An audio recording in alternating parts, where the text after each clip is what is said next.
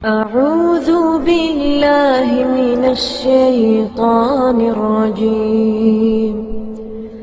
بسم الله الرحمن الرحيم.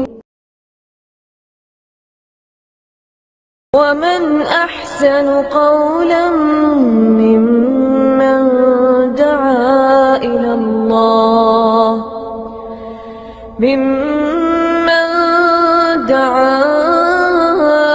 الله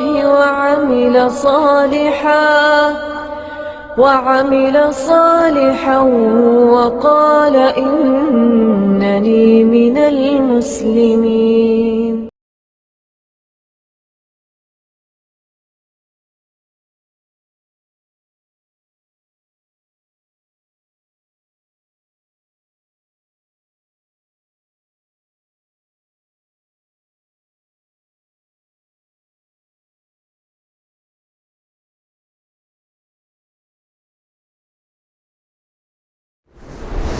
إن الحمد لله نحمده ونستعينه ونستغفره ونعوذ بالله من شرور أنفسنا ومن سيئات أعمالنا من يهده الله فلا مضل له ومن يضلل فلا هادي له وأشهد أن لا إله إلا الله وحده لا شريك له وأشهد أن محمدا عبده ورسوله. أما بعد فإن خير الحديث كتاب الله وخير الهدي هدي محمد صلى الله عليه وسلم وشر الأمور محدثاتها وكل محدثة بدعة وكل بدعة ضلالة وكل ضلالة في النار. رب اشرح لي صدري ويسر لي أمري واحلل عقدة من لساني يفقهوا قولي. رب أعوذ بك أن يحضرون. اعوذ باللہ السمیع العلیم من الشیطان الرجیم. قالوا لا ضیر انا الی ربنا لمنقلبون انا نطمع ان یغفر لنا ربنا خطایانا ان كنا اول المؤمنین واوحینا الی موسیٰ ان اسر بعبادی انکم متبعون فارسل فرعون فی المدائن حاشرین إن هؤلاء لشرذمة قليلون وإنهم لنا لغائظون وإنا لجميع حاضرون. گزشتہ ایک دو درسوں سے حضرت موسیٰ علیہ السلام اور فرعون کا واقعہ ذکر ہوتا آ رہا ہے، اور گزشتہ درس میں یہ بات آئی تھی کہ اس نے لوگوں کو اکٹھے کیا، پورے ملک سے جتنے بھی معروف جان علم رکھنے والے ساحر اور جادوگر تھے وہ سارے اکٹھے کر لیے، اور تاریخ مقرر کر دی، میدان طے کر لیا کہ اس جگہ سارے لوگ اکٹھے ہوں گے. اور جادوگر آ گئے، موسیٰ علیہ السلام بھی وقت پر پہنچ گئے. تو جادوگروں نے کہا کہ تم وار کرتے ہو پہلے یا ہم کریں؟ حضرت موسیٰ علیہ السلام نے فرمایا نہیں، تم کرو جو کرتے ہو، کیونکہ وہ تو نبی ہیں، تو جادوگر ہیں نہیں، وار تو جادوگر ہی کر سکتا ہے نا. کہا تم کرو، کیا کرتے ہو؟ تو انہوں نے اپنے پاس سے جو رسیاں اور جو ان کے پاس ڈنڈے تھے وہ پھینک دیے، تو وہ سارے کے سارے سانپ کی شکل اختیار کر کے ہلنے جلنے لگے. اللہ رب العزت نے موسیٰ علیہ السلام کو حکم دیا کہ آپ اپنے ہاتھ سے ڈنڈا پھینک دیجئے، اپنا عصا جو ہے عصا موسیٰ وہ پھینک دیجئے. وہ انہوں نے اپنا عصا زمین پر پھینکا. فَإِذَا هِيَ حَيَّةٌ تَسْعَىٰ، تو وہ حرکت کرتا ہوا سانپ بن گیا. اور قرآن کریم میں ایک جگہ فرمایا کہ وہ ثعبان بہت بڑا اژدہا بن گیا، اور ایک جگہ لفظ جان یعنی چھوٹا سا لیکن تیز ترار سانپ. اور اہل علم نے اس کی تفسیر میں کہا ہے کہ وہ حرکت میں جان تھا تیز ترار، اور قدامت جسامت میں وہ ثعبان تھا بہت بڑا. اور حیا ہر سانپ کو کہا جاتا ہے، وہ چھوٹا ہو، بڑا ہو، لمبا ہو یا جیسا بھی ہو۔ تو حضرت موسیٰ علیہ السلام کے پھینکے ہوئے ڈنڈے سے جو سانپ بنا، اس نے ان کے سارے سانپوں کو نگل لیا، کھا گیا۔ جو جادوگر آئے تھے انہوں نے پہلے فرعون سے باقاعدہ ایک معاہدہ طے کیا تھا کہ اگر ہم کامیاب ہو گئے، ہم جیت گئے، میدان مار گئے تو ہمیں کیا ملے گا؟ تو فرعون نے کہا تھا کہ تم میرے مقرب بن جاؤ گے، یعنی میرا حاشیہ، میرے وزیر مشیر اور میرے مقربین لوگوں میں سے تم ہو جاؤ گے اگر تم کامیاب ہو گئے۔ تو یہاں وہ کامیاب نہیں ہوئے، بلکہ ان کے جتنے بڑے سے بڑے وار ہوئے، موسیٰ علیہ السلام کا ایک ہی وار ہوا، سارا معاملہ ختم ہو گیا۔ تو انہوں نے فوری طور پر ایمان قبول کیا، جادوگروں نے فوراً ایمان قبول کیا۔ وہ سمجھ گئے کہ ہم سے بڑا جادوگر اس وقت دنیا میں کوئی ہے نہیں، اس سے بڑا دوسرا وار کوئی کر نہیں سکتا تھا، اس کا یہ وار نہیں ہے، یہ اس کے ساتھ اللہ رب العزت کی خاص ایک مدد ہے، لہذا یہ عام آدمی نہیں، یہ یقیناً نبی ہے اور جو کہتا ہے سچ کہتا ہے۔ وہ حضرت موسیٰ علیہ السلام پر اسی وقت ایمان لے آئے اور کہا کہ موسیٰ اور ہارون کے رب پر ہم ایمان لائے۔ اب فرعون چونکہ بڑی تیاری سے آیا ہوا تھا اور اسے معلوم تھا کہ وہاں میدان میں یہ لوگ ہاریں گے، پھر میں ان کا مذاق اڑاؤں گا اور یہ کروں گا، اسے پتہ چلا کہ جن کے سہارے یہ مذاق کرنے والا تھا وہ سارے خود مسلمان ہو گئے ہیں، ایمان لے آئے۔ اب کہتا ہے کہ یہ تمہارا بڑا ہے، گزشتہ درس میں یہ آیا تھا کہ یہ تمہارا بڑا ہے، تم نے اسی سے سیکھا ہے، یعنی تمہارا یہ استاد ہے، یہ بھی جادوگر ہے، تم بھی جادوگر ہو، اور تم میری اجازت کے بغیر ایمان لے آئے ہو، میں تمہیں سزا دوں گا، لَأُقَطِّعَنَّ أَيْدِيَكُمْ وَأَرْجُلَكُمْ مِنْ خِلَافٍ، تمہارے ہاتھ اور پاؤں الٹی سمت سے کاٹوں گا، دایاں ہاتھ کاٹوں گا تو بایاں پاؤں کاٹوں گا۔ وَلَأُصَلِّبَنَّكُمْ أَجْمَعِينَ، اور پھر صرف ہاتھ پاؤں الٹی سمت سے کاٹ کر چھوڑ نہیں دوں گا، بلکہ پھر میں تم سب کو سولی چڑھاؤں گا۔ سولی تو معروف ہے نا، سولی چڑھاؤں گا۔ اب چونکہ وہ ایمان لے آئے تھے اور ہوش حواس کے ساتھ، سمجھ بوجھ کے ساتھ ایمان لائے کہ یہ آدمی یقیناً نبی ہے، کوئی جادوگر نہیں ہے، اندر سے ایمان لائے تھے۔ جب اتنی بڑی سزا سنی کہ تمہارے الٹے ہاتھ پاؤں کاٹوں گا اور پھر اس کے بعد تمہیں سولی چڑھا دوں گا، تو فرعون کی اس سزا یا فرعون کے اس ظلم سے وہ گھبرائے نہیں، بلکہ ثابت قدم رہے۔ الٹا یہ کہا قالوا لا ضیر، وہ کہنے لگے کہ کوئی حرج نہیں، تو ہمیں سولی چڑھائے گا، ہمارے ہاتھ پاؤں الٹے کاٹے گا، الٹے کاٹو سیدھے کاٹو جو چاہے کر لو، لا ضیر، کوئی حرج نہیں، یعنی ہم گھبرانے والے نہیں، ہم اب بھاگنے والے نہیں ہیں۔ انا الی ربنا منقلبون، ہم تو اپنے رب ہی کی طرف لوٹنے والے ہیں۔ آج سولی چڑھا دو گے تو اپنے رب کے پاس جانا ہے، 4 دن 10 دن 10 سال 20 سال رہ کے بھی ہمیں اپنے رب کے پاس ہی جانا۔ تم آج ہمیں سولی چڑھاتے ہو تو ہم آج ہی اپنے رب کے پاس چلے جائیں گے، کیونکہ وہاں تو ہم نے جانا ہی جانا ہے۔ اور ساتھ کہا انا نطمع ان یغفر لنا ربنا خطایانا، اور ہمیں یہ طمع ہے، ہمیں یہ لالچ ہے، ہماری یہ خواہش ہے کہ اللہ ہمارے گناہوں کو بخش دے، ہماری یہ خواہش ہے کہ اللہ ہمارے گناہوں کو بخش دے۔ تو فقد ما انت قاد، دوسری جگہ ان کا جادوگروں کا قول ذکر ہوا ہے کہ تو جو کرنا چاہتا ہے کر لے، فقد ما انت قاد، جو کرنا ہے کر لے۔ ہماری خواہش، ہمارا طمع، ہمارے دل میں ایک ہی طلب ہے، ایک ہی طلب ہے کہ ہمیں ہمارے گناہ معاف کر دیجئے۔ ان کننا اول المومنین، اس بنا پر کہ ہم سب سے پہلے ایمان والے ہیں۔ اس مجمع میں ہم نے کیا کیا تھا اور ہمیں کس انداز سے اللہ کے اس بندے نے مات دی، اور وہ مات جادو کے ذریعے نہیں بلکہ معجزے کے ذریعے مات دی، ہم اس پر ایمان لے آئے ہیں اور ہم سب سے پہلے ایمان لانے والے بنے ہیں، اب تو جو چاہتا ہے کرتا رہے۔ وَأَوْحَيْنَا إِلَى مُوسَىٰ، اور یہ میدان ظاہر ہے کہ فرعون ہار گیا۔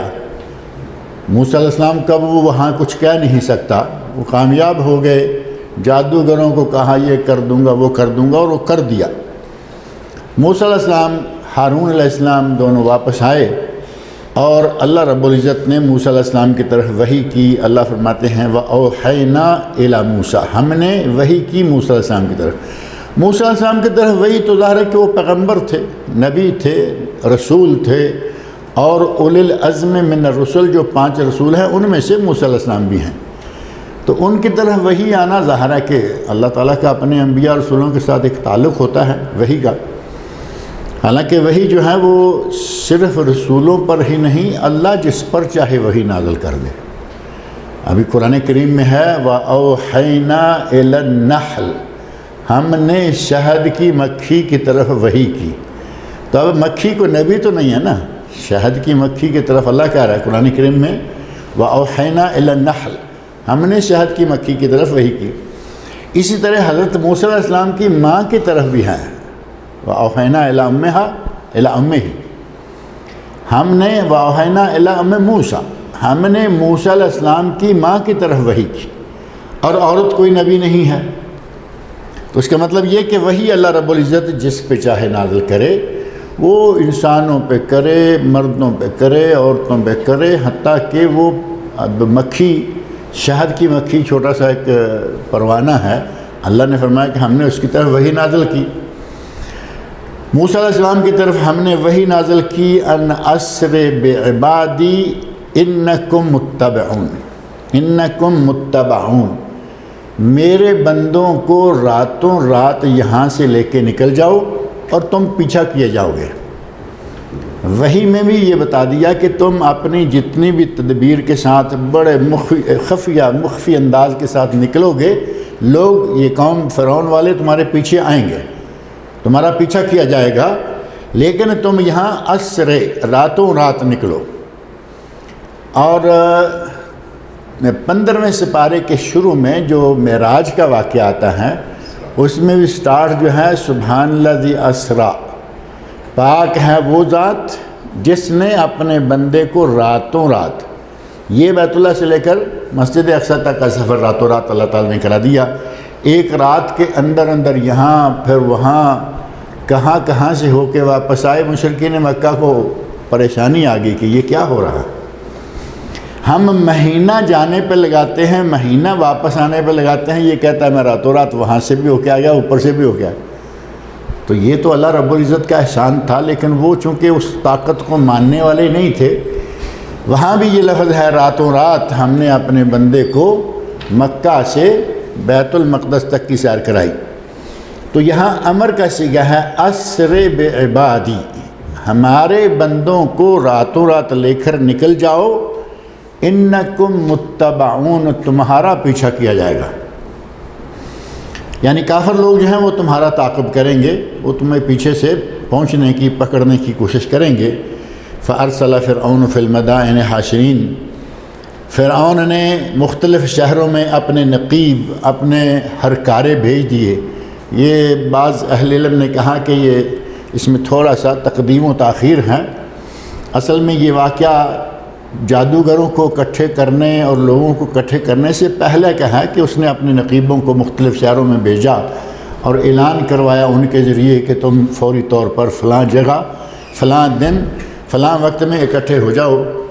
تو یہ اس طرف اشارہ ہے فارسل فرعون فی المدائن حاشرین، اور پھر لوگوں کو کہا ان ہؤلاء لشرذمۃ قلیلون، کہ یہ تو تھوڑے سے لوگ ہیں، ان ہؤلاء لشرذمۃ، شرذمہ چھوٹی سی جماعت، کہتا ہے کہ یہ موسیٰ علیہ السلام ہیں، ہارون ہیں، اور ان کے ساتھ چند لوگ ہیں، چھوٹی سی یہ جماعت ہیں، وَإِنَّهُمْ لَنَا لَغَائِظُونَ، اور یہ ہمیں سخت غضبناک کر رہے ہیں۔ اب سخت غضبناک کرنے کی وجہ تو سامنے نظر آ رہی ہے کہ یہ بڑا کلگی نکال کے، بڑا ہاتھ نکال کے کہتے ہیں کہ بڑا ہاتھ کر کے آج ہماری باری ہے، ہم جیتیں گے، یہ میدان میں اترا تو وہاں سے اس کو جوتے پڑے، وہاں سے ناکام ہو کے آیا۔ جن کو لے کے گیا تھا وہ بھی اس کے ساتھ نہیں رہے، وہ بھی موسیٰ علیہ السلام کے ساتھ، جادوگر بھی سارے ادھر چلے گئے، جتنے لوگ ایمان لائے وہ بھی ادھر چلے گئے۔ تو یہ وہاں سے خائب خاسر ہو کر پلٹا۔ تو کہتا ہے کہ یہ چھوٹی سی جماعت ہے، وَإِنَّهُمْ لَنَا لَغَائِظُونَ، اور ہمیں یہ سخت غضبناک کر رہے ہیں، یعنی ہمیں یہ غصہ دلا رہے ہیں، ہمیں یہ ناراض کر رہے ہیں۔ وَإِنَّا لَجَمِيعٌ حَاذِرُونَ، اور ہم بڑی جماعت ان سے پوری طرح چکنا ہے۔ حذر اور تحذیر لفظ استعمال ہوتا ہے یہاں عموماً وارننگ کے طور پر، تحذیر۔ ہم پوری طرح الرٹ ہیں، یعنی ہیں یہ جماعت چھوٹی سی لیکن اس کے باوجود ہم پوری طرح چکنے رہنے والے لوگ ہیں۔ فَأَخْرَجْنَاهُمْ مِنْ جَنَّاتٍ وَعُيُونٍ، اللہ رب العزت فرما رہے ہیں کہ یہ جنات، باغات، عیون، چشمے بڑی نعمتوں میں، بڑے مزے میں تھے، بیٹھے رہو، کھاتے پیتے رہو، لیکن انہیں جب اللہ رب العزت نے مارنا تھا تو چشموں سے، باغات سے نکال لیا، وَكُنُوزٍ وَمَقَامٍ کریم، اور ان کو خزانوں سے اور اچھے اچھے مقامات سے بھی ان کو اللہ رب العزت نے باہر نکال کیا۔ اب یہ ساری اپنی پوری فوج تیار کر کے موسیٰ علیہ السلام کے پیچھے نکلے۔ راتوں رات موسیٰ علیہ السلام نکلے، اسے خبر پہنچی کہ وہ ہم سے بچ کے نکلتے جا رہے ہیں۔ اس نے فوری طور پر اپنی فوج تیار کی، جو تیار ظاہر ہے کہ فوجیں تو تیار ہوتی ہیں۔ اعلان کیا، بگل بجایا، سارے اکٹھے ہوئے، کہاں کہ وہ تو بھاگ گئے۔ یہ سارے اپنے باغ، باغیچے، جنات، عیون، چشمے، کنوز، اپنے سارے خزانے، و مقام کریم، اور اچھے اچھے مقامات جن میں یہ مزے کر رہے تھے، سب انہوں نے چھوڑ دیے اور وہاں سے نکل کے پیچھے لگ گئے۔ كَذَلِكَ أَوْرَثْنَاهَا بَنِي إِسْرَائِيل، اس طرح ہم نے ان کے سارے باغات، چشمے، خزانے اور اعلیٰ اعلیٰ مقامات بنی اسرائیل کو وراثت میں دے دیں۔ اب اس کا انجام کیا ہوا تھا؟ موسیٰ علیہ السلام پار نکل گئے، وہ تو بڑا مشہور واقعہ قرآن کریم کا مفصل واقعہ موجود ہے۔ موسیٰ علیہ السلام اور ان کی قوم سارے کے سارے، موسیٰ علیہ السلام کو اللہ نے حکم دیا کہ دریا میں ڈنڈا مارو، دریا کا پانی رک گیا، ادھر کا ادھر، ادھر کا ادھر، درمیان میں سے راستہ بن گیا۔ اس راستے میں سے موسیٰ علیہ السلام اور ان کی قوم سارے کے سارے لوگ جو ہیں وہ پار نکل گئے۔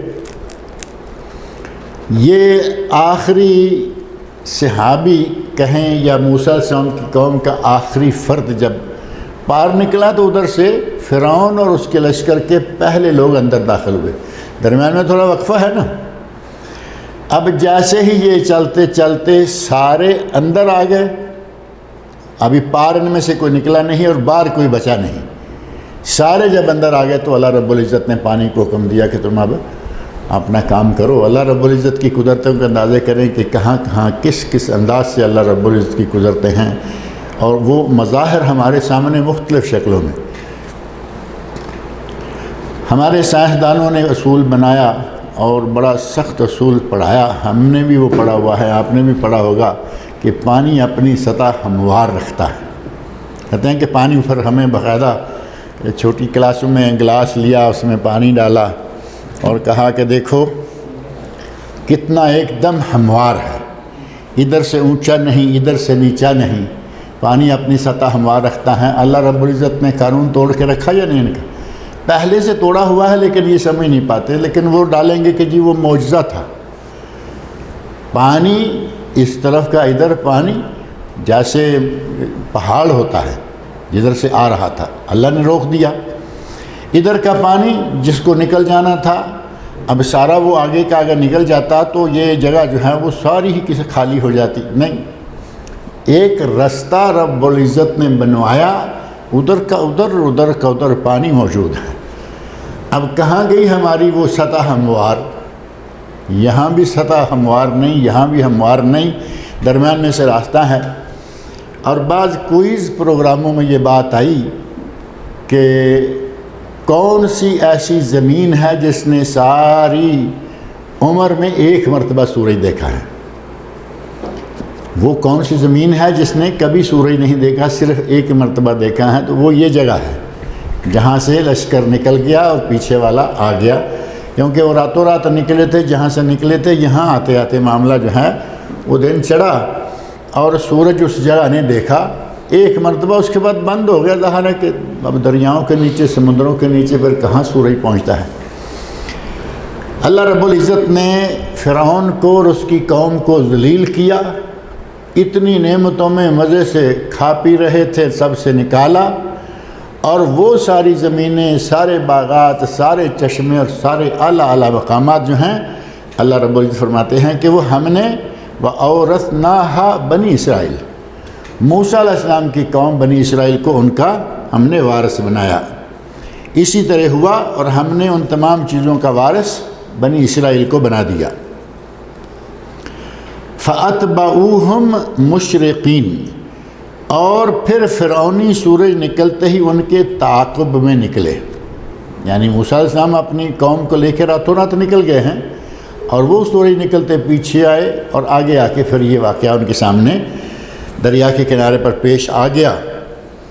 فَلَمَّا تَرَا الْجَمْعَانِ، جب دونوں جماعتوں نے ایک دوسرے کو دیکھا، اب ظاہر ہے کہ موسیٰ علیہ السلام کی قوم ہیں وہ آگے اور وہ پیچھے آ رہے ہیں، انہوں نے دیکھ لیا کہ یہ موسیٰ علیہ السلام اپنے لوگوں کو لے کے جا رہے ہیں، انہوں نے دیکھ لیا کہ یہ فرعون اپنا لشکر لے کے پیچھے آ رہا ہے، تو یہ ہو گیا دو جماعتوں کا باہم ایک دوسرے کو دیکھنا۔ ترا الجمعان، دو جماعتوں نے ایک دوسرے کو دیکھ لیا۔ قال اصحاب موسیٰ انا لمدرکون، نبی کے ایمان کے برابر امتیوں کا ایمان تو نہیں ہوتا نا، امتی یقیناً بڑے پختہ ایمان والے تھے، لیکن جتنا ایمان نبی میں ہوتا ہے اتنا امتی میں نہیں ہوتا۔ حضرت موسیٰ علیہ السلام کے ساتھی کہتے ہیں انا لمدرکون، کہ ہم تو اب پکڑے گئے، یعنی وہ لشکر لے کے، وہ حکومت کا لشکر، گورنمنٹ کا لشکر آ رہا ہے، ہم ایسے نہتے لوگ ہیں۔ انہوں نے کہا کہ ہم تو یقیناً پکڑ لیے گئے۔ اور آپ حضرت ابوبکر صدیق رضی اللہ عنہ کا واقعہ تھوڑا سا ذہن میں رکھیں، اتنے جان قربان کرنے والے ساتھی ہیں کہ جب چلتے تھے تو کبھی آگے، کبھی پیچھے، کبھی دائیں، کبھی بائیں۔ نبی صلی اللہ علیہ وسلم پوچھا صدیق کیا بات ہے، کیا بے چینی ہے کہ کبھی تم آگے ہوتے ہو، کبھی پیچھے ہوتے ہو، کبھی دائیں کبھی بائیں؟ تو حضرت ابوبکر صدیق کہتے ہیں یا رسول اللہ، مجھے جب یہ خیال آتا ہے نا کہ آگے کوئی گات لگا کے نہ بیٹھا ہوا ہو، آگے سے کوئی وار نہ کرے، تو میں فوراً آگے آ جاتا ہوں۔ پھر مجھے خیال آتا ہے کہ کہیں کو پیچھے سے نہ حملہ آور ہو جائے تو میں پیچھے آ جاتا ہوں، دائیں سے نہ کو آ جائے، بائیں سے نہ کو آ جائے، میرے ذہن میں جیسے جیسے آتا ہے میں وہ کر رہا ہوں۔ میری خواہش یہ ہے کہ اللہ کرے اگر وار ہو تو مجھ پہ ہو، آپ پہ وار نہ۔ کتنی جان قربان کرنے والے، بلکہ جان وارنے والے ہیں، لیکن جب اس غار ثور کے اندر موجود ہیں، وہاں کے کلمات پہ تھوڑا سا غور کر کے دیکھیں۔ حضرت ابوبکر صدیق رضی اللہ عنہ فرماتے ہیں یا رسول اللہ، اگر یہ کہیں اپنے پاؤں پہ دیکھ لیں تو ہم پکڑے جائیں گے۔ وہی بات آ گئی نا موسیٰ علیہ السلام کی قوم کے لوگوں میں، یہ اپنے پاؤں کو دیکھیں تو ہمیں یہ پکڑے۔ مقصد یہ تھا کہ دل میں تھوڑی سی حضرت ابوبکر کی گھبراہٹ آئی، تو نبی اکرم صلی اللہ علیہ وسلم فرمایا اے ابوبکر ما ظنک باثنین اللہ ثالثہما، تیرا ان دو کے بارے میں خیال ہے جن کا تیسرا خود اللہ ہے۔ ہم دو ہیں تو ہمارا تیسرا اللہ ہمارے ساتھ ہے، لہذا لا تحزن، گھبراؤ نہیں۔ تمہارا کیا خیال ہے کہ اللہ ہمیں بے یار و مددگار چھوڑ دے گا اور یہ مکہ والے ہمیں پکڑ کے لے جائیں گے؟ گھبراؤ نہیں۔ علی کل انبیاء کے ساتھ ہی بڑے پختہ ایمان ہوتے ہیں، لیکن انبیاء کا ایمان جو ہے وہ بہت ہی بڑا ہوتا ہے۔ حضرت موسیٰ علیہ السلام کے ساتھ ہی کہہ رہے ہیں انا لمدرکون، ہم تو پکڑے گئے، یعنی یہ آ گئے ہیں اور پیچھے سے دیکھ لیا کہ اتنے دور بھی نہیں ہیں، قریب آتے نظر آ رہے ہیں، ہم تو پکڑے گئے۔ اب جب موسیٰ علیہ السلام نے یہ بات سنی تو فرمایا کلا، قالا کلا، ہرگز نہیں، ہرگز نہیں، مجھے میرے رب نے کہا ہے کہ تم اپنے ساتھیوں کو لے کے نکل جاؤ اور تمہارا پیچھا کیا جائے گا، لیکن ہمیں ہمارا رب ان کے ہاتھوں میں نہیں دے گا۔ کلا، ہرگز نہیں، ان معی ربی، میرے ساتھ میرا رب ہے۔ کہا کہ نہیں، میرے ساتھ میرا رب ہے، ہمیں یہ پکڑ نہیں سکیں گے۔ سیہدین، وہ مجھے ضرور وہ راہ دکھائے گا جس راہ سے ہم ان سے بچ جائیں گے۔ تو پھر وہ راہ اللہ رب العزت نے دکھائی، کہا کہ ڈنڈا مارو، راستہ بن گیا۔ اور وہ راستہ جو صرف موسیٰ علیہ السلام سے بچنے کے لیے، کام صرف فرعون سے بچنے کے لیے موسیٰ علیہ السلام کے ساتھیوں کے کام آیا۔ ان کو پار نکلنے کا کام اس راستے نے دیا، ان کو غرق کرنے کا کام اسی جگہ نے دیا۔ اب دیکھیں، ایک ہی جگہ ہے، یہ پار نکل گئے، اور وہی جگہ ہے وہاں غرق کر دیے گئے۔ اللہ رب العزت اپنے بندوں کا محافظ ہے، دن ہو رات ہو، جنگل ہو یا آبادی ہو، جس کو اللہ رکھے اسے دنیا کی کوئی چیز مار نہیں سکتی، اور جسے اللہ رب العزت پکڑنا چاہے وہ کہیں بھی نہیں بچ سکتا، اس کے بچنے کا کوئی چانس ہی نہیں ہے۔ اللہ نے پکڑنا ہے تو وہ جتنی چاہے بند کوٹھیوں میں یدرککم الموت، قرآن کریم میں اللہ نے فرمایا ہے یدرککم الموت ولو کنتم فی بروج مشیدہ، تم اگرچہ مضبوط قلعوں میں، برجوں میں بند کیوں نہ ہو جاؤ، موت تمہیں پہنچ جائے گی۔ تو اللہ جسے پکڑنا چاہے وہ اس سے کہیں بچ کے نکل نہیں سکتا، اور جسے اللہ بچانا چاہے اسے دنیا کی کوئی طاقت مار نہیں سکتی۔ موسیٰ علیہ السلام کی یہ جماعت اور ان کا اپنا واقعہ جو ہے وہ ہمارے سامنے ہے بالکل ہی۔ فَأَوْحَيْنَا إِلَى مُوسَىٰ أَنِ اضْرِب بِعَصَاكَ الْبَحْرَ، ہم نے موسیٰ علیہ السلام کی طرف وحی کی کہ اپنا ڈنڈا اس دریا میں مارو۔ اب واقعہ جو ہے نا، جیسا میں نے پہلے ذکر کیا کہ بعض اہل علم نے کہا کہ اس میں تھوڑی تقدیم تاخیر نظر آتی ہے، بعض کہتے ہیں کہ نہیں، کچھ حصہ الگ سے بیان کیا ہے، وہاں کچھ حصہ الگ سے یہاں بیان ہوا۔ فَأَوْحَيْنَا إِلَى مُوسَىٰ، ہم نے وحی کی موسیٰ علیہ السلام کی طرف، أَنِ اضْرِب بِعَصَاكَ الْحَجَرَ، اپنا عصاک البحر، اپنا عصا سمندر پر مارو۔ اور حجر پر مارنے کا واقعہ بھی تو ہے نا، موسیٰ علیہ السلام کو اللہ نے کہا کہ اپنا ڈنڈا پتھر پر مارو، پتھر سے 12 چشمے نکل آئے۔ تو اس ڈنڈے میں بھی اللہ رب العزت نے بڑے کام رکھے ہوئے تھے۔ یہاں بعصاک البحر، یہاں ہے کہ فاوحینا، اور ہم نے وہی نازل کی الی موسیٰ، موسیٰ علیہ السلام کی طرف، ان اضرب بعصاک البحر، اپنا ڈنڈا سمندر پر مارو۔ فانفلق، جیسے ہی حضرت موسیٰ علیہ السلام نے وہ ڈنڈا مارا، فانفلق، تو وہ دریا یا سمندر وہ پھٹ گیا، یعنی اس کے درمیان میں راستہ۔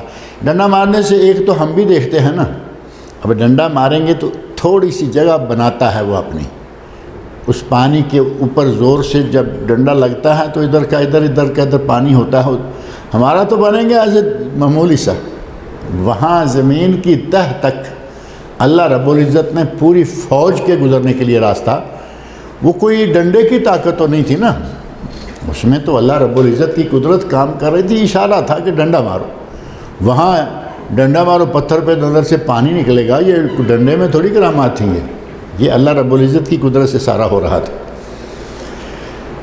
ہم نے موسیٰ علیہ السلام کی طرف وحی کی کہ تم اپنا ڈنڈا مارو اس سمندر پر، فانفلق، اور وہ سمندر پھٹ گیا، دریا پھٹ گیا، فکان کل فرق کالطود العظیم، اب ہر پانی کا ہر ایک حصہ، یعنی یہ سائڈ ہے ایک پہاڑ پانی کا نظر آ رہا ہے، اور دوسری سائڈ ہے تو ایک پہاڑ پانی کا نظر آ رہا ہے، یہ نہیں کہ یہ پانی جیسے ہم پہلے ذکر کیا کہ پانی نکل گیا، یہ سائڈ خالی ہے اور اس سائڈ میں پانی جمع ہو رہا ہے، اللہ رب العزت نے اس پانی کو ادھر روک کے درمیان میں سے راستہ بنا دیا، ادھر والا آگے نہیں جا رہا، ادھر والا آگے آ نہیں رہا، اپنی اپنی جگہ پانی موجود ہے، درمیان میں تہ تک زمین تک راستہ، بہترین راستہ بن گیا۔ فکانہ کل فرق کالطود العظیم، اور اس وقت پانی کا ہر ایک حصہ مثل بڑے بڑے پہاڑ کے ہو گیا، ادھر بھی پہاڑ ہے ادھر بھی پہاڑ ہے۔ وَأَزْلَفْنَا ثُمَّ الْآخَرِينَ، اور ہم نے اسی جگہ دوسروں کو نزدیک لا کر کھڑا کر دیا۔ وَأَزْلَفْنَا، اور قریب کر دیا ہم نے، ثُمَّ أَزْلَفْنَا ثُمَّ الْآخَرِينَ، یعنی دوسروں کو اب اس جگہ کے قریب لا کے کھڑا کر دیا ہے۔ وَأَنْجَيْنَا مُوسَىٰ وَمَن مَّعَهُ أَجْمَعِينَ، جو موسیٰ علیہ السلام کے ساتھ تھے ان سب کو ہم نے نجات دے دی۔ ثُمَّ أَغْرَقْنَا الْآخَرِينَ، اور جو دوسرے تھے، اب دوسرے کون تھے؟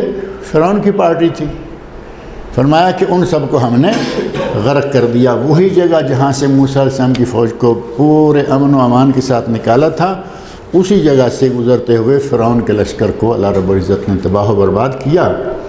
ان فی ذلک لآیہ، اس میں بہت بڑی عبرت ہے، نشانی ہے اللہ رب العزت کی قدرت کی۔ وما کان اکثرهم مؤمنین، اور ان میں سے اکثر لوگ ایمان والے نہیں تھے۔ ظاہر ہے کہ اکثر لوگ ایمان والے، فرعونی جو ہیں وہ کہاں ایمان والے تھے۔ اللہ رب العزت مجھے اور آپ سب کو قرآن کریم پڑھنے، سننے، سمجھنے اور اس کے احکام پر عمل کرنے کی توفیق عطا فرمائے۔ آگے حضرت ابراہیم علیہ السلام کا واقعہ جو ہے وہ شروع ہونے والا ہے۔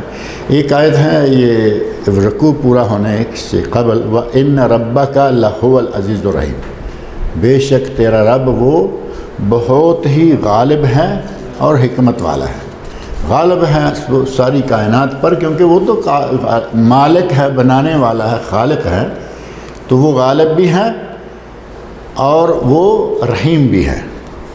عزیز الرحیم، غالب رحم کرنے والا، اور عزیز الحکیم کا لفظ بھی قرآن کریم میں جا بجا آتا ہے کہ اللہ غالب بھی ہے اور حکمتوں والا بھی ہے۔ آگے ہے وَاتْلُ عَلَيْهِمْ نَبَأَ إِبْرَاهِيمَ، ابراہیم علیہ السلام کی بات جو ہے یہ بھی ان کو پڑھ کے سناؤ۔ اللہ رب العزت ہمیں قرآن پڑھنے اور پڑھ کر اس پر عمل کرنے کی توفیق عطا فرمائے۔ درس والی؟ جی اچھا، میں نے کہا درس کے دوران بھی موبائل کبھی ادھر جا رہا تھا کبھی ادھر آ رہا تھا۔ مل گئی ہے؟ نبأ ابراہیم، وَاتْلُ عَلَيْهِمْ نَبَأَ ابراہیم، شعراء سورۃ الشعراء آیت کا نمبر جو ہے، چلے آپ کو پکا بتا دیتے ہیں نا، 69 ہے، جس سے ہم نے شروع کرنا ہے انشاءاللہ اگلے ہفتے۔ شعراء کا سورت کا نمبر ہے 26۔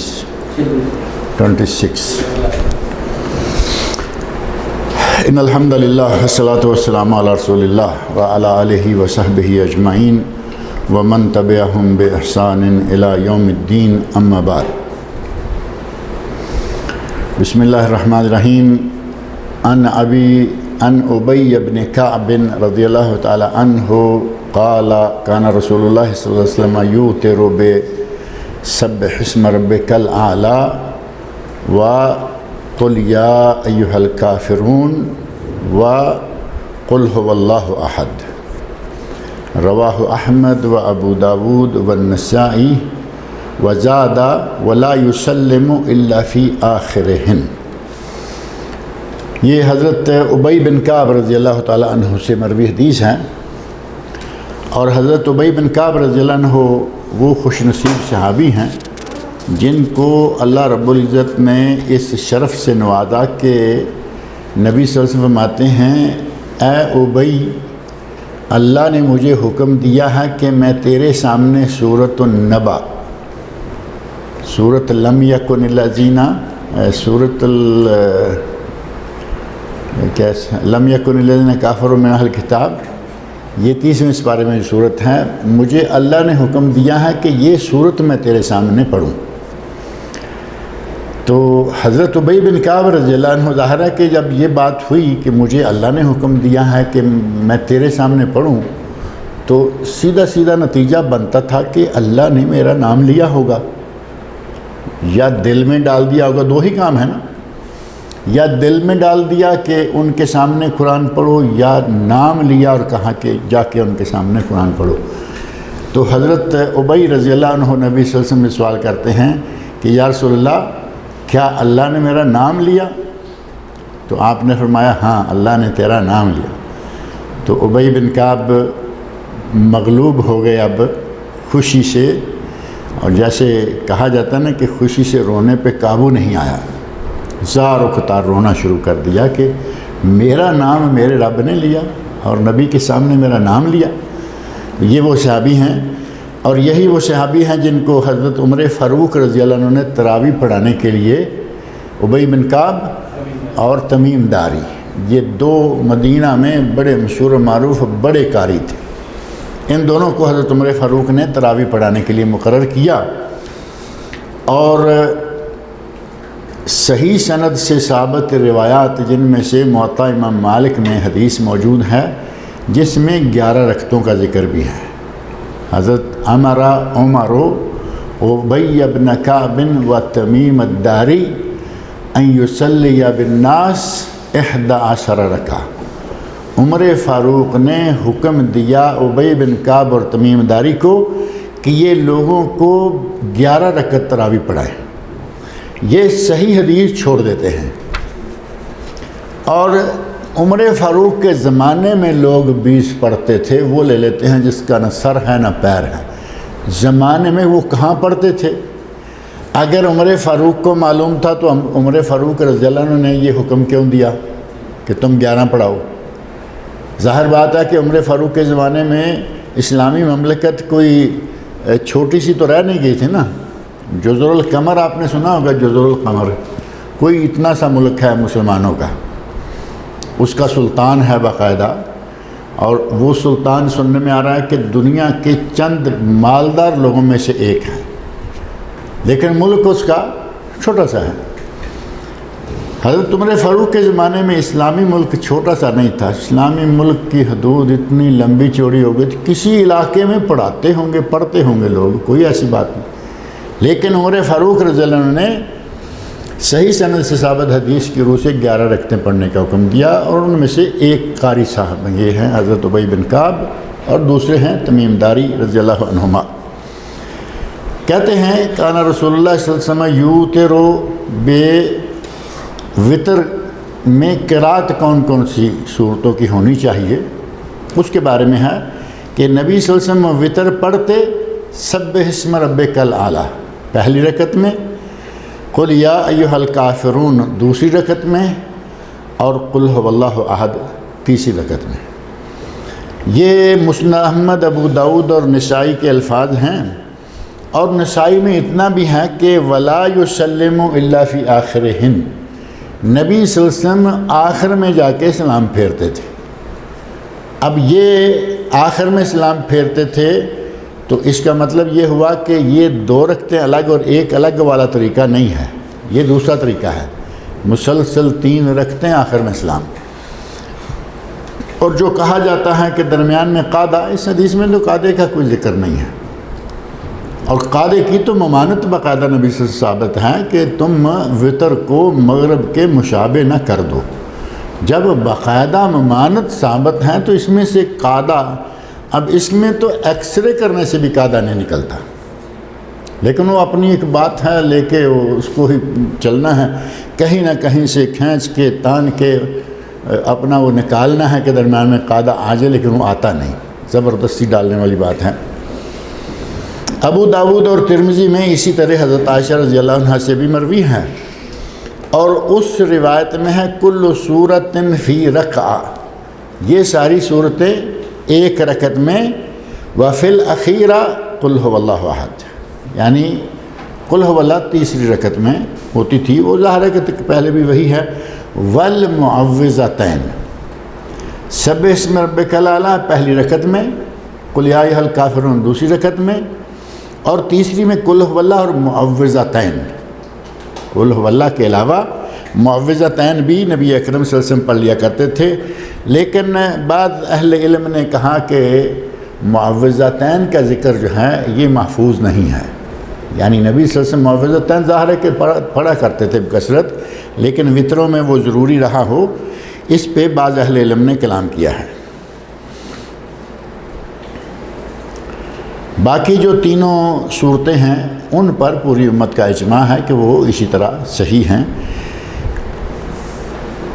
وعن ابی سعید الخدری رضی اللہ تعالی عنہ، رمضان میں آپ دیکھتے ہیں وطر یہاں پڑھے جاتے ہیں، یہی تینوں صورتیں عموماً ہوتی ہیں، لیکن اگر کہیں کبھی کوئی سبح اسم ربک الاعلی چھوڑ دیتے ہیں، اذا جاء نصر اللہ پڑھ لی، قل یا ایھا الکافرون پڑھ لی، قل ھو اللہ پڑھ لی، تینوں وہ جو دو ہیں وہ تو رہتی ہیں، یہ ذرا تھوڑی لمبی ہے سبح اسم ربک الاعلی، تو اس کو وہ چھوڑ دیتے ہیں، لیکن مسنون ہے، معروف ہے۔ حضرت ابی بن کعب رضی اللہ تعالیٰ عنہ، حضرت ابو سعید خدری رضی اللہ تعالیٰ عنہ بیان کرتے ہیں ان نبی صلی اللہ علیہ وسلم قال اوتروا قبل ان تصبحوا، رواہ مسلم، صحیح مسلم میں ہے کہ صبح ہونے سے پہلے پہلے وطر پڑھ لو، یعنی صبح ہونے سے پہلے پہلے وطر پڑھ لو کا معنی کیا؟ فجر کی اذان ہونے سے پہلے پہلے وطر پڑھ، صبح سے مراد یہ نہیں کہ دن چڑھنے سے پہلے۔ اور ابن حبان میں الفاظ ہیں من ادرک الصبح ولم یوتر فلا وطر لہ، جو صبح پالے، فجر کی اذان ہو گئی اور اس نے وطر نہیں پڑھے، اب اس کا کوئی وطر نہیں، اب اس کا کوئی وطر نہیں۔ اصل یہ کہ جان بوجھ کر اگر کسی نے وطر کو چھوڑا ہوا ہے تو اب اس کا وقت گزر گیا، وہ پڑھے گا بھی تو فائدہ نہیں، یہ جو جان بوجھ کر لاپرواہی میں چھوڑتا ہے۔ لیکن اگر کسی کے سوئے میں چھوٹ گئے یا کسی مجبوری کے تحت چھوٹ جائے تو نبی صلی اللہ علیہ وسلم کا اپنا دوپہر سورج نکلنے کے بعد وطر پڑھنا ثابت ہے کہ آپ کی 11 رکعتیں تہجد کی اگر چھوٹ جاتی تو دن نکلنے کے بعد آپ 12 رکعتیں پڑھتے تھے۔ وطر کو ادا کرنے کا طریقہ یہ ہے کہ اگر کوئی تہجد گزار ہے، تہجد پڑھتا ہے ہمیشہ، تو وہ 11 کی بجائے 12 رکعتیں پڑھ لے، اور اگر کوئی تہجد گزار نہیں، اس کا ایک وطر 3 وطر چھوٹے، مثال کے طور پر 3 وطر چھوٹے ہوں 3 پڑھ لے، اس کے لیے کوئی ایسی مجبوری نہیں ہے کہ وہ ضرور 3 کو 4 کرے، 5 کو 6 کرے۔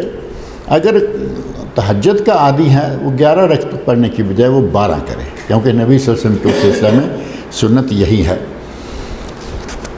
وعنہ، یعنی حضرت ابو سعید خدری رضی اللہ عنہ سے ہی مروی ہے کہ نبی اکرم صلی اللہ علیہ وسلم نے ارشاد فرمایا من نام عن الوتر او نسیہ فلیصلی اذا اصبح او ذکر، اگر کوئی آدمی وطر پڑھنا بھول گیا، اب یہ ہے باری کہ بھول گیا، اور دوسرا یہ کہ سویا رہ گیا، رات کو نیت تھی کہ میں تہجد پڑھوں گا، سویا رہ گیا، اذان ہوئی اٹھا، یا اس کو یاد ہی نہیں رہا کہ میں نے وطر چھوڑے ہوئے ہیں اور میں پڑھنے ہیں، ایسا بھی تو ہو سکتا ہے نا، اس کا وقت کیا ہے؟ فَلْيُصَلِّ اِذَا أَصْبَحَ، اگر سویا رہ گیا ہے تو وہ صبح پڑھ لے، اور اگر بھولا ہوا ہے تو جب یاد آئیں پڑھ لے، صبح یہی یاد آئے، ظہر کے بعد یاد آئے، عصر کے بعد یاد آئے، وہ پڑھ لے، کیونکہ بھولی ہوئی نماز جو ہے اس کا کوئی وقت نہیں، جب یاد آ جائے وہ اسی وقت پڑھنی ہے۔ تو نبی صلی اللہ علیہ وسلم نے ارشاد فرمایا کہ جو آدمی سویا رہ جائے وطر سے یا اسے وطر بھول جائیں تو اسے جس وقت صبح ہو پڑھ لے، یا جب یاد آئیں تو وہ پڑھ لے۔ اور حضرت جابر رضی اللہ تعالیٰ عنہ بیان فرماتے ہیں کہ نبی صلی اللہ علیہ وسلم نے ارشاد فرمایا من خاف الا یقوم من آخر اللیل فلیوتر اولہ، جسے یہ ڈر ہو کہ وہ رات کے آخری حصے میں سحری میں نہیں اٹھ سکے گا، اسے چاہیے کہ وہ شروع رات میں عشاء کی نماز کے بعد وطر پڑھ لے۔ ومن طمع ان یقوم آخرہ، اور اگر کوئی یہ طمع رکھے، یعنی تمنا رکھے، خواہش رکھے کہ وہ رات کے آخر میں سحری کے وقت ہی پڑھے، فلیوتر آخر اللیل، تو وہ سحری کے وقت ہی وطر پڑھے۔ فإن صلاة آخر اللیل مشہودۃ وذلک افضل، آخر اللیل تہجد کے وقت جو نماز پڑھی جاتی ہے، اس وقت جو قرآن کریم پڑھا جاتا ہے اس میں فرشتے حاضر ہوتے ہیں، اور وہ وقت افضل ہے۔ مشہودہ کا معنی کہ اس وقت فرشتے حاضر ہوتے ہیں، قرآن کریم سنتے ہیں، حاضری دیتے ہیں، تو ظاہر ہے کہ فرشتے حاضر ہوں تو نمازی کی آدھے اللہ کے یہاں کتنی قدر و منزلت بن جائے گی۔ اور حضرت ابن عمر رضی اللہ تعالیٰ عنہما بیان فرماتے ہیں کہ نبی صلی اللہ علیہ وسلم فرمایا اذا طلع الفجر، جب فجر طلوع ہو جائے فقد ذهب وقت كل صلاۃ اللیل، تو رات کی جو نماز جتنی بھی ہے اس کا وقت گزر گیا، والوتر، وطر کا وقت بھی گزر گیا، فاوتروا قبل طلوع الفجر، فجر طلوع ہونے سے پہلے پہلے وطر پڑھ لو۔ اب ظاہر ہے کہ فجر طلوع ہو گئی، اذان ہو گئی، تو وطر کا وقت واقعی ختم ہو گیا۔ اب اگر کوئی عادی ہے تہجد کا تو دن چڑھنے کے بعد وہ 12 رکعتیں پڑھ لے، اور اگر کوئی صرف وطر ہی پڑھتا ہے تو وہ وطر پڑھ لے، لیکن اب سورج نکلنے کے بعد وہ کام ہوگا، کیونکہ اذان کے ساتھ ہی رات کی نماز کا وقت جو ہے وہ سارا ختم ہو گیا۔ حضرت عائشہ رضی اللہ عنہ بیان فرماتی ہیں کان رسول اللہ صلی اللہ علیہ وسلم یصلی الضحیٰ اربعا ویزید ما شاء اللہ۔ صحیح مسلم میں یہ حدیث ہے کہ عائشہ رضی اللہ عنہ بیان فرماتی ہیں نبی صلی اللہ علیہ وسلم صلاۃ الضحیٰ کی 4 رکعتیں پڑھتے تھے، اور جتنی اللہ چاہتا زیادہ کرتے، یعنی 4 عموماً پڑھتے تھے، کبھی 6 پڑھ لیتے، کبھی 8 کر لیتے، جتنی اللہ چاہتا۔ اور صحیح مسلم میں ہی حضرت عائشہ رضی اللہ عنہ سے ہی مروی ہے کہ ان سے سوال کیا گیا حل کان رسول اللہ صلی اللہ علیہ وسلم یصلی الضحیٰ، کیا نبی صلی اللہ علیہ وسلم ضحیٰ کی نماز پڑھتے تھے؟ تو قالت، کہا لا الا ان یجیء من مغیبہ، عموماً آپ نہیں پڑھتے تھے الا یہ کہ آپ کہیں کچھ عرصہ غائب رہنے کے بعد باہر سے آئیں تو اس وقت آپ یہ نماز جو ہے وہ پڑھا کرتے تھے۔ اور صحیح مسلم میں حضرت عائشہ رضی اللہ عنہ سے ہی مروی یہ بات بھی ہے ما رأیت رسول اللہ صلی اللہ علیہ وسلم یصلی صبحۃ الضحیٰ قط وانی لاصبحھا، میں نے نبی صلی اللہ علیہ وسلم کو صلاۃ الضحیٰ پڑھتے نہیں دیکھا، لیکن میں پڑھا کرتی تھی۔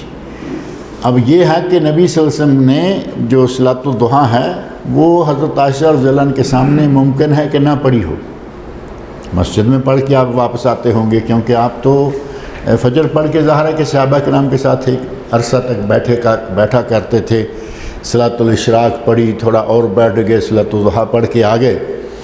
تو حضرت عائشہ کا اپنے علم کی حد تک یہ بیان ہے کہ میں نے آپ کو صلاۃ الضحیٰ پڑھتے نہیں دیکھا الا یہ کہ آپ کہیں باہر سے آئیں، اور خود کہتی ہیں کہ میں پڑھا کرتی تھی۔ تو اس کا مطلب یہ بھی ہوا کہ آپ پڑھا کرتی تھیں اور نبی صلی اللہ علیہ وسلم دیکھا کرتے تھے، سنت سے تو ثابت ہو گیا نا، دیکھا اور منع نہیں کیا، جبکہ آپ خود بھی یہ نماز پڑھا کرتے تھے۔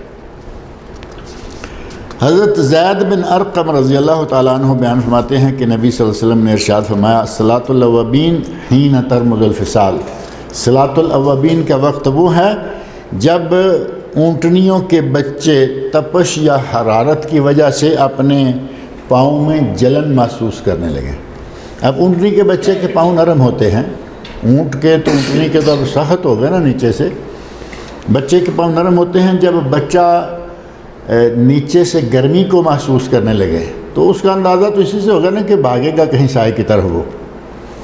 جب اس کے پاؤں جلنے لگیں یہ وقت صلاۃ الاوابین کا ہے، اور مغرب عشاء کے درمیان کیا بچے کے پاؤں جلیں گے؟ جس کے سارا دن نہیں جلے مغرب عشاء کے درمیان کیسے جلیں گے؟ ہمارے یہاں پاک و ہند میں صحیح حدیث کو چھوڑ کر وہ ضعیف روایت لے لی جاتی ہے جس روایت میں مغرب اور عشاء کے درمیان یہ صلاۃ الاوابین پڑھنے کا حکم ہے، جبکہ یہ حدیث جو ہے یہ سنن ترمذی میں موجود ہے، اور صرف سنن ترمذی میں نہیں بلکہ یہ اصلاً صحیح مسلم کی حدیث ہے، اور محقق کتاب کہتے ہیں کہ یہ حدیث صحیح مسلم میں ہے، اور یہاں جو کتاب میں لکھا ہے جامع ترمذی کہتے ہیں مجھے ترمذی میں نہیں ملی۔ تو صحیح مسلم کی یہ مشہور و معروف حدیث ہے، باقاعدہ لکھا ہے صحیح مسلم صلاۃ المسافرین باب صلاۃ الاوابین حین ترمض الفصال، یعنی آپ یہ جگہ نکال لیں آپ کو یہ حدیث مسلم شریف میں مل جائے گی۔ تو ہمارے پاک و ہند والے جو مغرب عشاء کے درمیان 8 رکعتوں کا کہتے ہیں کہ وہ صلاۃ الاوابین ہے، وہ کسی صحیح حدیث سے ثابت نہیں ہو رہی، روایت ایک ہے لیکن وہ ضعیف ہے۔ اب اس کے مقابلے میں یہاں صحیح مسلم کی حدیث ہے، اور صحیح مسلم کی حدیث کے حساب سے وہ جو صلاۃ الاوابین کا وقت ہے وہ بنتا ہے کہ 9، 10، 11 یہ 2-3 گھنٹوں کے اندر، صبح بھی نہیں، اور آگے چونکہ ظہر شروع ہو جاتی ہے 11:30 پونے 12 سے، تو یہ وقت ہے صلاۃ الاوابین کا۔ حضرت انس رضی اللہ تعالیٰ عنہ بیان فرماتے ہیں کہ نبی صلی اللہ علیہ وسلم نے ارشاد فرمایا من صلی الضحیٰ سنتي عشرہ رکعہ، جس نے 12 رکعتیں پڑھی صلاۃ الضحیٰ، بن اللہ لہ قصرا فی الجنہ، اللہ اس کے لیے جنت میں محل بناتا ہے۔ اب یہ صلاۃ الضحیٰ کی 12 رکعتوں پر مشتمل یہ روایت جو ہے یہ ترمذی میں ہے، لیکن امام ترمذی نے روایت بیان کر کے خود اس کو کہا کہ یہ غریب ہے، یعنی یہ سند کے اعتبار سے صحیح نہیں ہے، اس کو سند کے اعتبار سے ضعیف قرار دیا گیا۔ یہ سنن ابن ماجہ میں بھی ہے لیکن اس کی سند ضعیف ہے، لہذا 12 رکعتیں طے کر دینا صلاۃ الضحیٰ کی یہ کسی صحیح حدیث سے ثابت نہیں۔ نبی صلی اللہ علیہ وسلم نے 2 پڑھی، 4 پڑھی، 6 پڑھی، 8 پڑھی۔ حضرت عائشہ فرماتی ہیں کہ 4 پڑھی، جتنی اللہ زیادہ چاہتا تھا زیادہ بھی پڑھتے تھے۔ اور اس باب کی آخری حدیث ہے اور نمبر بھی بڑا اسپیشل آیا آخری حدیث کا، 313۔ مجاہدین بدر 313 تھے نا۔ ام المومنین حضرت عائشہ صدیقہ رضی اللہ تعالیٰ عنہ بیان فرماتی ہیں، کہتی ہیں دخل رسول اللہ صلی اللہ علیہ وسلم بیتی، نبی صلی اللہ علیہ وسلم میرے گھر میں داخل ہوئے، فصل الضحیٰ 8 رکعات، تو نبی صلی اللہ علیہ وسلم نے صلاۃ الضحیٰ 8 رکعتیں پڑھی۔ اب یہاں سے پتہ چل رہا ہے کہ حضرت عائشہ فرماتی ہیں باہر سے آتے تو گھر میں آ کے 8 رکعتیں یا جتنی بھی ہے صلاۃ الضحیٰ پڑھتے، لیکن گھر میں ہوتے ہوئے میں نے آپ کو پڑھتے نہیں دیکھا۔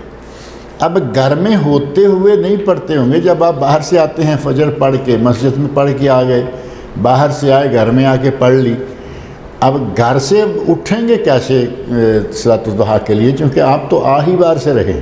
اب یہ موجود ہے کہ میرے گھر میں داخل ہوئے، یعنی آپ باہر سے آئے تو آپ نے 8 رکعتیں صلاۃ الضحیٰ پڑھی۔ صحیح ابن حبان میں یہ حدیث موجود ہے اور اس کی سند کو صحیح قرار دیا گیا ہے۔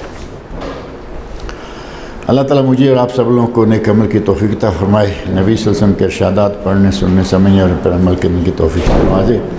آگے صلاۃ الجماعہ والامامہ، یعنی امامت کے مسائل، اور شاید کچھ باتیں ایسی آ جائیں کہ امام کیسا ہونا چاہیے، امام کی شرطیں کیا ہیں، اور شرطیں آئیں تو پھر آپ کو کچھ بتائیں گے کہ شرطیں احناف کے یہاں کیا کیا ہیں، چند شرطیں ذکر کریں گے۔ اور امامت کا مستحق کون ہے، جماعت کی فضیلت کیا ہے، اصل موضوع جو ہے وہ ہوگا انشاءاللہ تعالی۔ اب اگر کوئی سوال کرنا ہو تو وہ آپ کر سکتے ہیں۔ جس کی وضاحت ہے کس حدیث؟ امام صاحب جب پڑھتے ہیں تو امام کو بھی سبحان ربی اللہ پڑھنا چاہیے یا مختلف؟ سبح اسم ربک الاعلیٰ، سبحان ربی الاعلیٰ، یہ اگر کوئی پڑھتا ہے تو ہمارے یہاں پاکستان انڈیا میں رواج ہے کہ بلند آواز سے سارے پیچھے والے بھی سبحان ربی الاعلیٰ کہتے ہیں، یہ ثابت نہیں ہے۔ اگر کوئی کہتا ہے سبح اسم ربک الاعلیٰ میں حکم ہے کہ اللہ رب الاعلیٰ جو ہے اس کی تسبیح بیان کرو، مقتدی اگر اپنے طور پہ سبحان ربی الاعلیٰ کہہ لیتا ہے تو انشاءاللہ تعالیٰ کوئی مسئلہ نہیں، لیکن ہم نے جو طریقہ اختیار کیا ہوا ہے نا وہاں وہ اس انداز سے کہنا وہ ثابت نہیں ہے۔ اور بعض صورتیں اور بھی ہیں جن میں کچھ الفاظ کہنے ثابت ہیں، لیکن یہ اپنے طور پر کہنے چاہیے، بلند آواز سے نہیں۔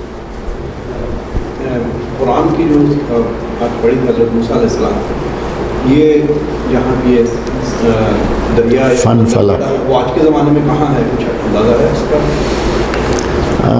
کچھ اندازہ نہیں، اور میں نے توجہ بھی نہیں کی کہ اندازہ کر کے کہیں سے نکال کے لے آتے، کیونکہ مل تو جائے گا وہ، کیونکہ جو بنائی ہے نا انہوں نے دارالاسلام والوں نے،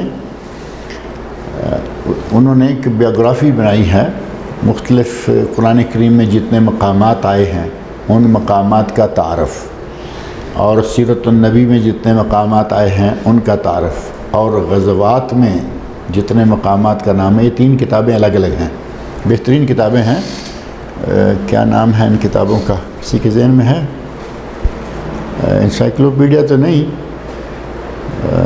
شہروں کے نام، یعنی پورا جغرافیائی ماحول، پوری تفصیلات جو ہیں وہ بیان کی گئی ہیں۔ تو ہاں قرآن کے مقدس مقام نہیں وہ نہیں، ان کا نہیں ہے وہ، ان کا بڑا اچھا سا نام ہے وہ، جیسے انسائکلوپیڈیا ہے نا نام، اس طرح کا ان کے بارے میں ہے، تو اس میں یہ یقیناً موجود ہوگا اس کا تعارف کہ یہ آج جگہ کہاں ہے، لہٰذا اس کو انشاءاللہ تعالیٰ دیکھ لیتے ہیں۔ عشاء کے ساتھ وطر ہم پڑھ لیتے ہیں، تو اگر تہجد پڑھنا چاہے رات میں تو پھر وطر اٹھ کے وطر پھر نہ پڑھے، پھر وہ 12 رکعتیں پڑھ لے، 10 رکعتیں پڑھ لے اور چھوڑ دے۔ وطر کو دوبارہ پڑھنا ثابت نہیں ہے، نبی صلی اللہ علیہ وسلم ارشاد فرماتے ہیں لا وطرانہ فی لیلۃ واحدہ، ایک رات میں 2 وطر نہیں ہیں۔ تو آپ نے عشاء کے ساتھ پڑھ لیا، اب دوبارہ پڑھیں گے تو 2 ہو جائیں گے نا، یہ ثابت نہیں۔ اور نقض وطر جو کہا جاتا ہے کہ آپ پہلے 1 رکعت پڑھیں اور پہلے وطر کو توڑیں، اب یہ کینچی تھوڑی والا کام تو ہے نہیں ہے کہ آپ پہلے کو توڑیں، اور توڑ پھوڑ کہاں، وہ پہلے آپ نے عشاء کے وقت پڑھا، وہ اللہ نے قبول کر لیا تو وہ تو گیا، اب اس کو آپ کھینچیں گے، پھر یہ نہائی ایک اور رکعت اس کے ساتھ جوڑیں گے، یہ جوڑ توڑ سمجھ میں نہیں آتا۔ علماء نے کہا ہے نقض وطر باقاعدہ مسئلہ ہے کہ چونکہ ایک رات میں 2 وطر نہیں ہیں، لیکن تم ایسا کرو 1 رکعت پڑھو، پہلا 1 پڑھا ہوا 2 ہو جائیں گے، پھر 1 تو یہ تو 1 1 کر کے 3 ہو گئے الگ الگ۔ اللہ کے نبی نے 2 پڑھنے سے منع کیا، آپ نے 2 سے بھی 1 بڑھا دیا، تو وہ نقض وطر نہیں۔ آپ کو اگر توقع ہے کہ اٹھ جائیں گے چھوڑ دیں، توقع نہیں ہے پڑھ لیں، بیدار ہو گئے 12 رکعتیں پڑھ لیں، 10 پڑھ لیں، کم و بیش پڑھ لیں، کوئی حرج نہیں انشاءاللہ۔ اللہ تعالیٰ نیک عمل کی توفیق عطا فرمائے۔ روزوں کی فضیلت صبح روزہ ہے انشاءاللہ، صبح 9 محرم ہے، صبح کا روزہ رکھیں، اور پھر آگے منڈے پیر کا روزہ ہے، یہ 2 روزے ہیں۔ نبی صلی اللہ علیہ وسلم نے فرمایا کہ یوم عاشوراء کا روزہ، 1 دن کا روزہ، احتسب علی اللہ ان یکفر السنہ، مجھے اللہ سے امید ہے کہ یہ 1 سال کے گناہوں کا کفارہ ہے، اور وہ سنہ ماضیہ ہے، یعنی گزشتہ، بعض روایات میں یہ بات بھی آتی ہے کہ جو گزشتہ سال ہے اس سال کے پورے گناہ اللہ تعالیٰ اسے 1 روزے سے معاف کر دیتا۔ آپ نے روزہ رکھا، وہ واقعہ تو معروف ہے نا کہ آپ مدینہ منورہ میں آئے، یہودیوں کو روزہ رکھتے ہوئے دیکھا، تو آپ نے پوچھا کہ یہ کیا ہے، تو انہوں نے کہا کہ موسیٰ علیہ السلام کو اللہ نے فرعون سے نجات دلائی تھی، تو یہ شکریہ کا روزہ ہے۔ شکریہ کا روزہ یہود اس وقت سے رکھتے آ رہے ہیں۔ نبی اکرم صلی اللہ علیہ وسلم فرمایا نحن احق بموسیٰ، نحن احق و اولا بموسیٰ، ہم تو موسیٰ پر ہمارا تم سے بھی زیادہ حق ہے۔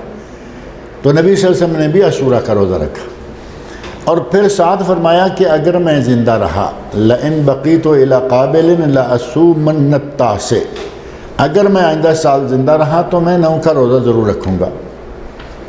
اب یہاں سے ابھی جدید علماء میں سے ایک طبقہ یا ایک ٹولہ یہ کہہ رہا ہے کہ صرف 9 کا روزہ ہے، جبکہ نبی صلی اللہ علیہ وسلم نے 10 کا رکھا اور آئندہ 9 کا ضرور رکھنے کا کہا۔